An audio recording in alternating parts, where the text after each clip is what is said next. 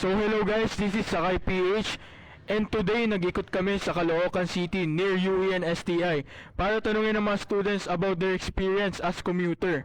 And i-share na rin natin sa kanila si Sakay PH, a new ride-hailing app. Tara, samahan nyo kami.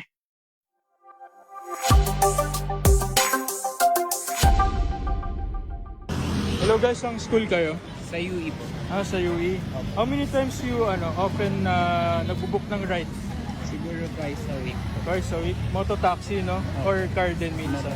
Narinig nyo na ba si Sakay? Na-try nyo ba si Sakay ngayon, if ever? Pwede. Okay. Guys, this is Sakay PH and I'm here with Harold po. Yuan po. Cedric po. Mga commuter talaga kayo? Minsan po. Minsan? Kapag papasok po. Saan kayong school? Dito po sa UE.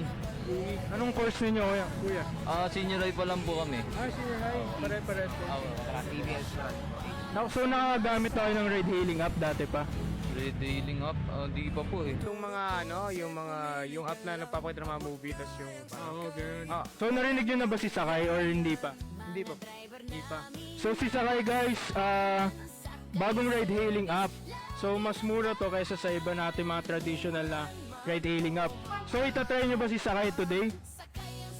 Pwede naman. Hindi mo namin This is Sakay PH and I'm here with... Marian po. Rixen po. How old are you guys? 17. 16. So, commuters talaga kayo? Po kami. Oo. Saan school kayo? Yung ilang po. Sa UE kayo parehas? Fatima ako. Sa Fatima, Valenzuela. Valenzuela. Layo pala ni Kuya. So ikaw Kuya, nakapag-try ka na ng ride-hailing app before? Hindi po. So how often Kuya na nagbo-book ka ng rides? Minsan lang pag late. Pag late, minsan pag late. So narinig nyo na ba si Sakay? Hindi pa po. Hindi ba po eh. Hindi pa nila narinig si Sakay. Guys, Sakay is a new ride-hailing app na we should try out, lalo na sa mga students. So, follow nyo kami guys sa Facebook, sa lahat social media. So, if ever, tatry nyo ba si Sakay? Opo. Yes po. Hello guys, this is Sakay PH and I'm here with... Von po. And Reese Morgan. How old are you guys? 17 po. 17 din.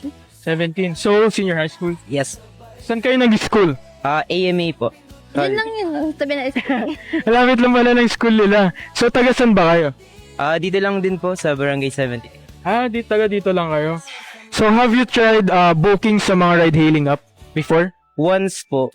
Pero since hindi po kami and mas sanay po kami sa commute. Nagko-commute. Kami rin po minsan lang kapag may outing, buong family, nag-grab po kami. So, have you heard about Sakay? Hindi pa po. Hindi pa nila alam si Sakay kasi guys, Sakay is a new ride-hailing app.